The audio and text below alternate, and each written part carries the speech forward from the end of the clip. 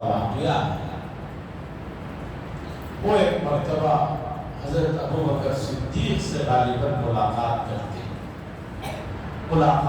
کے کہتے ہیں ایک بات ہے، وہ بات یہ ہے کہ ہم جب رسول اللہ صلی اللہ علیہ وسلم کی مجلس میں ہوتے ہیں، آپ کے سامنے بیٹھے ہوئے رہتے ہیں، تو ایک کیفیت جو ہوتی ہے ایمان کی اور ایک جو کیفیت ہوتی ہے اللہ سے محبت کی، وہاں سے جب ہم نکلتے ہیں حضور صلی اللہ علیہ وسلم کی مجلس سے جب نکلتے ہیں، گھروں میں جاتے ہیں، گھروں میں بیوی بچوں کے ساتھ دوسرے کاموں میں جب مصروف ہوتے ہیں، تو وہ ماحول، وہ اثر جو حضور کی مجلس میں تھا وہ نہیں ہوتا۔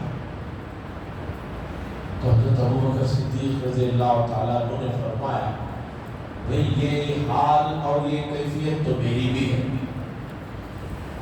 یہ حال اور کیفیت تو میری بھی ہے۔ تو ان دونوں حضرات، حضرت حنظلہ رضی اللہ تعالیٰ اور غالباً حضرت ابو بکر ہی ہے، حضرت ابو بکر رضی اللہ تعالیٰ، حنظلہ رضی اللہ تعالیٰ عنہ تو یہ کہتے ہوئے ان سے ملاقات کی تھی، نافقہ حنظلہ، حنظلہ تو منافق ہو گیا۔ حضرت ابو بکر نے پوچھا، بھئی کیا کہہ رہے ہو؟ انہوں نے کہا یہ نفاق نہیں تو کیا ہے، حضور کی مجلس میں ایک حال ہے، وہاں سے نکلنے کے بعد ایک حال ہے۔ جن کے ایمان کی، جن کی صداقت کی گواہی قرآن دے رہا ہے، وہ اپنے ایمان کے سلسلے میں اس درجے حساس ہیں۔ دونوں حضرات رسول اللہ صلی اللہ علیہ وسلم کے پاس پہنچتے ہیں، پہنچ کر کہتے ہیں، یا رسول اللہ صلی اللہ علیہ وسلم، یہ بات ہے کہ ہم آپ کے پاس ہوتے ہیں تو الگ کیفیت ہوتی ہے، آپ کی مجلس سے نکلتے ہیں تو کیفیت الگ ہو جاتی ہے، ہمیں ڈر ہو رہا ہے کہیں ہم منافق نہ بن گئے۔ رسول اللہ صلی اللہ علیہ وسلم نے بٹھا کر ان کو تسلی سے بات سمجھائی کہ حنظلہ اور حضرت ابو بکر سے بات سمجھائی کہ یہاں میرے پاس بیٹھے رہنے کے موقع پر جو کیفیت ہوتی ہے، یہاں سے اٹھنے کے بعد وہ کیفیت میں کمی ہونا کوئی جو ہے نفاق کی بات نہیں ہے۔ جو کیفیت میری مجلس میں تمہاری ہے، یہی کیفیت اگر باہر نکلنے کے بعد بھی برقرار رہے تو سن لو، فرشتے تم لوگوں سے راستوں میں مصافحہ کرنے لگے۔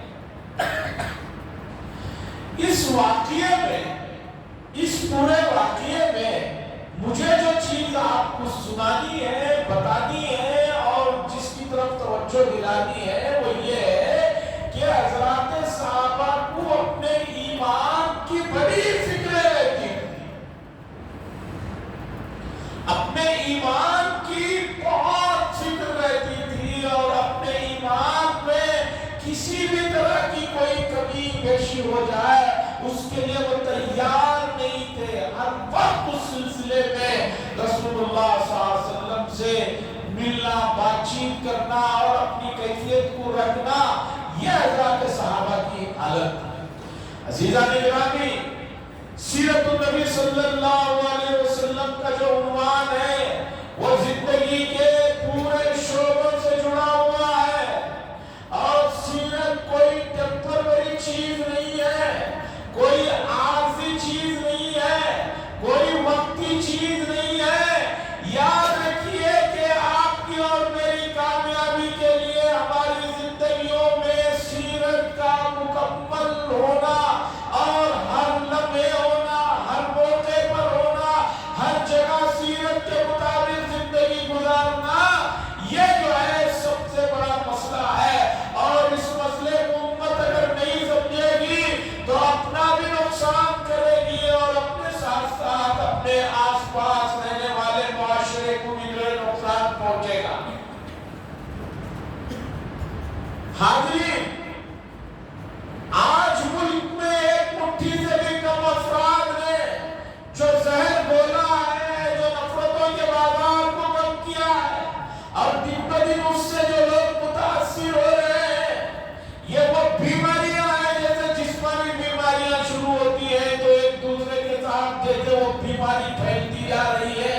اسی طرح یہ اندرونی روحانی بیماریوں کو جو پھیلا رہے ہیں وہ پھیلا رہے ہیں، وہ اپنا کام کر رہے ہیں۔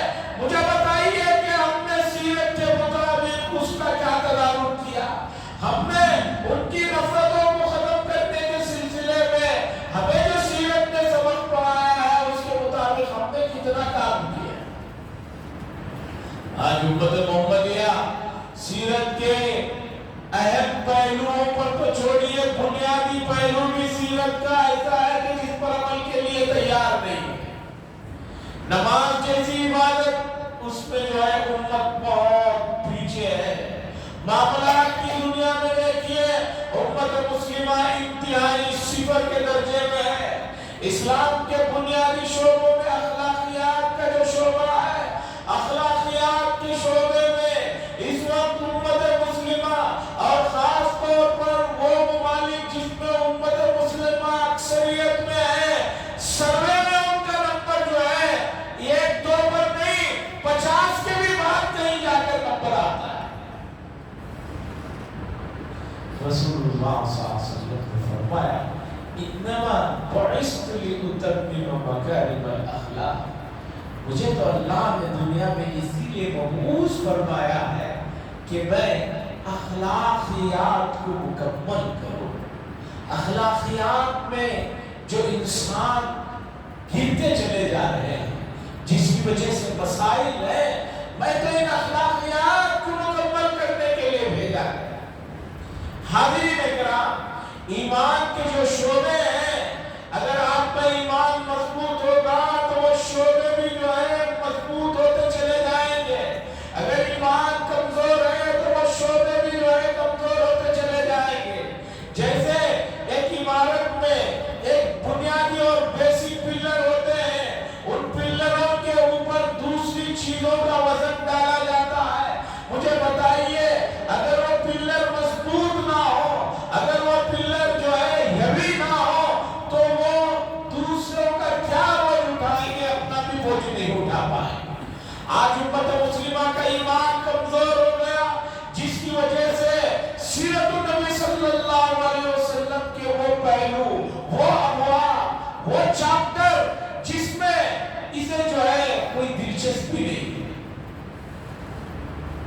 اگر آپ کسی کو کہیں کہ سیرت کا پہلو ایک یہ بھی ہے کہ رسول اللہ صلی اللہ علیہ وسلم جھوٹ کو ناپسند کرتے تھے، دھوکے کو ناپسند کرتے تھے، بزدلی کو ناپسند کرتے تھے، سچ کو پسند کرتے تھے، آدمی کہتا ہے دل ادھر آتا نہیں، سچ بولنے کو دل نہیں کرتا ہے۔ تو آپ بتائیے کہ رسول اللہ صلی اللہ علیہ وسلم سے محبت تو ایمان کے لیے شرط ہے۔ ہم اگر ایمان مکمل اپنا دیکھنا چاہتے ہیں تو حضور سے محبت ضروری ہے، اور جس آدمی کو حضور صلی اللہ علیہ وسلم سے محبت ہے وہ آدمی حضور صلی اللہ علیہ وسلم کو جو چیزیں ناپسندیدہ تھی ان چیزوں کو دیکھے گا بھی نہیں، اس کی طرف نگاہ بھی نہیں کرے گا۔ مدینہ منورہ میں حضرت عمر بن خطاب رضی اللہ تعالیٰ ایک مرتبہ تشریف لائے حضور کی مجلس میں۔ حضور صلی اللہ علیہ وسلم نے ان کے جسم پر جو کپڑا دیکھا تو پوچھا یہ کیا کپڑا ہے؟ حضرت عمر بن خطاب رضی اللہ تعالیٰ نے فرمایا کسی کی طرف سے آیا ہے۔ حضور نے پوچھا کون سا کپڑا ہے؟ بتایا کہ ریشم کا کپڑا ہے۔ تو رسول اللہ صلی اللہ علیہ وسلم نے فرمایا کہ ریشم جو ہے، اللہ جو آدمی یہاں ریشم کا لباس پہنتا ہے اسے قیامت کے دن جنت میں ریشمی لباس نہیں پہنا۔ آپ نے ناپسند کیا۔ تو حضرت عمر بن خطاب رضی اللہ تعالیٰ نے وہاں سے اٹھتے چلے جاتے، دوسرے دن تشریف لاتے، دوسرا معمولی لباس ہوتا۔ رسول اللہ صلی اللہ علیہ وسلم پوچھتے ہیں کل آپ نے جو لباس پہنا تھا اس کا کیا کیا، وہ کہاں؟ انہوں نے فرمایا، عمر بن خطاب رضی اللہ تعالیٰ نے فرماتے ہیں یا رسول اللہ صلی اللہ علیہ وسلم جب میں نے دیکھا کہ لباس آپ کو ناپسند ہے اور اس سے آپ کے چہرے پر شکنیں آ رہی ہیں تو وہ یہاں سے آپ کی مجلس سے سیدھا اٹھ کر باہر نکلا، سامنے جا رہا تھا، ایک آگ کے تنور کو دیکھا اور میں نے وہ لباس اٹھا کر اس میں ڈال دیا۔ میرے دل نے کہا کہ جو چیز حضور کو ناپسندیدہ ہے اس چیز کا دنیا میں رہنے کا کوئی مطلب ہی نہیں ہے، میں نے تنور میں ڈال دیا۔ رسول اللہ صلی اللہ علیہ وسلم نے فرمایا ابن الخطاب، ریشم کا لباس مردوں کے لیے حرام ہے، عورتوں کے لیے، بچیوں کے لیے، تمہارے گھر کی عورتوں کو اس میں کوئی چیز بنا کر دے دیتے، آپ نے ایسا کیوں نہیں کیا؟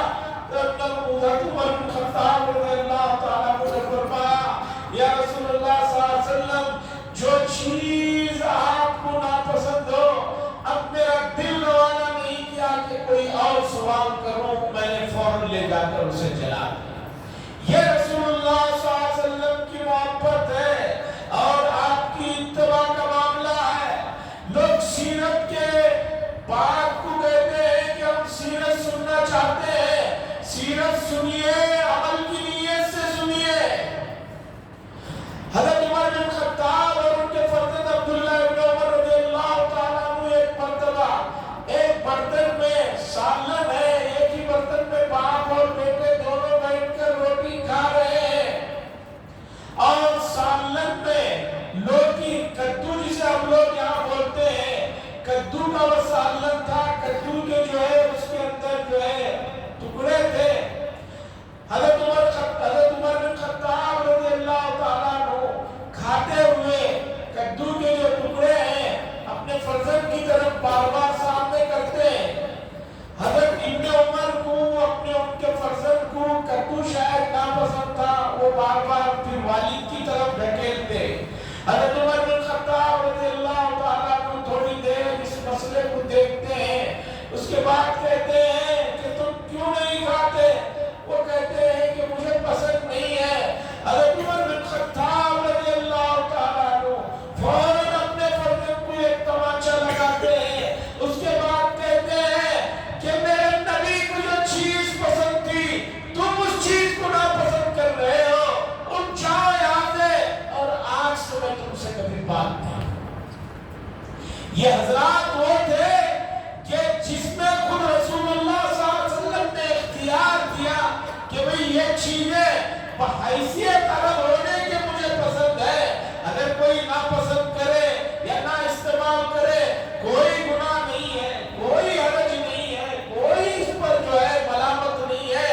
لیکن صحابہ کی محبت دیکھیے، صحابہ کا جذبہ دیکھیے، ان کا ذوق اور ان کا شوق دیکھیے، انہوں نے رسول اللہ صلی اللہ علیہ وسلم کے ان چیزوں کو بھی جس میں اختیار دیا گیا تھا محبوب کی چیزوں کو اپنایا۔ عزیزان گرامی، دیکھیے سیرت نے ہمیں ہر موضوع پر، ہر چاپٹر میں رہنمائی فرمائی ہے۔ خاص طور پر ملک کے اس ماحول میں جہاں ہم لوگ رہ رہے ہیں، یہاں بھی سیرت ہماری رہنمائی فرما رہی ہے۔ بڑھتی ہوئی نفرتوں کو ختم کرنے کے سلسلے میں، پھیلتے ہوئے اس شہر کو ختم کرنے کے سلسلے میں ہمیں رسول اللہ صلی اللہ علیہ وسلم کی مدنی زندگی کے ابتدائی دور کا مطالعہ کرنا ہوگا کہ رسول اللہ صلی اللہ علیہ وسلم مکے سے مدینے میں جب گئے ہیں تو مدینہ منورہ میں یہودیوں کے 3 بڑے قبیلے رہتے تھے اور صاحب علم تھے، اور ان کے اندر جو ہے مسلمانوں کے لیے خود رسول اللہ صلی اللہ علیہ وسلم کے لیے بڑی نفرتیں پائی جاتی تھی، اور خود مدینے میں جو 2 قبیلے تھے اور خزرج، ان میں آپس میں لڑائیاں تھی، ان میں آپس میں ان کے اپنے چلخلیشیں تھی۔ ایسے ماحول میں رسول اللہ صلی اللہ علیہ وسلم نے مدینہ منورہ میں جا کر جو کام کیا اور آپس میں وہاں رہنے والوں کے درمیان میں ایک معاہدہ کیا اور ایک میثاق، اور جسے میثاق مدینہ کہا جاتا ہے، یعنی ان لوگوں کے ساتھ رہ کر کس طرح کام کرنا ہے۔ دیکھیے ہر انسان کے کچھ بنیادی مسئلے، اس میں مذہب کا کوئی تعلق نہیں ہے، اس میں سب کا اتفاق ہو سکتا ہے۔ کوئی بھی آدمی، کچھ چیزیں ایسی ہیں اس میں اسے مذہب سے کوئی ٹچ نہیں، ہر آدمی چاہتا ہے کہ بھئی یہ مسئلہ ایسے ہی ہوتا ہے. مثلا پاکی صفائی کے مسئلے کو لیجیے، اس میں یہ کوئی مسئلہ نہیں ہے کہ بھئی یہ مذہب والا پاکی صفائی چاہتا ہے وہ نہیں چاہتا، ایسا نہیں. ہر مذہب کا آدمی چاہتا ہے پاکی صفائی. چوری سے، اسی طرح ڈکیتی سے، اسی طرح لوٹ مار سے، اور اپنے محلے کو اپنے علاقے کو پرامن بنانے کے سلسلے میں یہاں کوئی مذہب کا تعلق نہیں ہے. یہ بنیادی مسائل ہیں. امت محمدیہ کو انسانی اور فطری جو بنیادی مسائل ہیں جس پر رسول اللہ صلی اللہ علیہ وسلم نے مدینہ منورہ میں جو ہے ایک معاہدہ کر کے یہود و نصارہ کو اور دوسرے قبیلوں کو ملا کر جو ہے ایک سکون کے ماحول کو حاصل کیا، اور اس سکون کے ماحول میں رہ کر اسلام کو جو پروان چڑھایا. اگر ہم نے ابھی اس سلسلے میں محنت نہیں کی، ابھی اس سلسلے میں سیرت کے اس چاپٹر کو پڑھ کر اس کے تقاضوں پر عمل نہیں کیا، تو آنے والے دنوں میں اللہ نہ کرے یہ زہر اور پھیلے گا، یہ نفرتیں اور پھیلے گی، یہ دوریاں اور پھیلیں گی، اور ماحول اتنا جو ہے پر اثر اور جو ہے پورا گندا ہو جائے گا کہ آدمی کے لیے سانس لینا مشکل ہو جائے گا. اس لیے عزیزان گرامی، اس وقت سیرت النبی صلی اللہ علیہ وسلم کے پورے چاپٹروں کو، پورے ابواب کو، پورے موضوعات کو پڑھیے، سمجھیے اور اس کے مطابق زندگی گزاریے. آپ جب گزارنا شروع کریں گے تو چراغ سے چراغ جلتا ہے، روشنی سے روشنی حاصل ہوتی ہے، ماحول بنے گا. نہیں تو یہ فضا اور جو ہے ناسور بنتی چلے جائے گی، مقدر سے مقدر ہوتی چلے جائے گی. ہمیں رسول اللہ صلی اللہ علیہ وسلم جیسی عظیم شخصیت اللہ نے اس لیے دی. عملی طور پر 23 سال کی زندگی آپ کی ہمارے سامنے ہے. اس زندگی کو اپنائیے، ہر پہلو کو جانیے، ہر پہلو کو اپنائیے، تبھی جا کر آپ کا ایمان بھی مکمل ہوگا اور آپ کی جو محبت ہے وہ بھی کامل ہوگی. نہیں تو نہ آپ کی رسول سے محبت کامل ہوگی، نہ آپ کا اسلام مکمل ہوگا. یہ کیا زندگی ہے کہ جس میں آدمی نہ مسلمان پکا ہے نہ رسول کا پکا ہے؟ یہ کیسی زندگی ہے کہ جسم کے لیے تو ہر سہولت کی چیز چاہیے، لیکن آپ کی روح جو ہے ادھوری ہے، انکمپلیٹ ہے، ناقص ہے. اپنی روح کو مکمل کیجئے. اس لیے کہ جسم کا تو کوئی لمبا عرصہ تعلق رہے گا نہیں، روح تو ہمیشہ رہنے والی ہے. اس روح کی حفاظت کے لیے آپ کو سیرت کے تمام چاپٹروں کو پڑھنا اور اسے اپنانے کی ضرورت ہے. وآخر دعوانا الحمدللہ رب العالمین.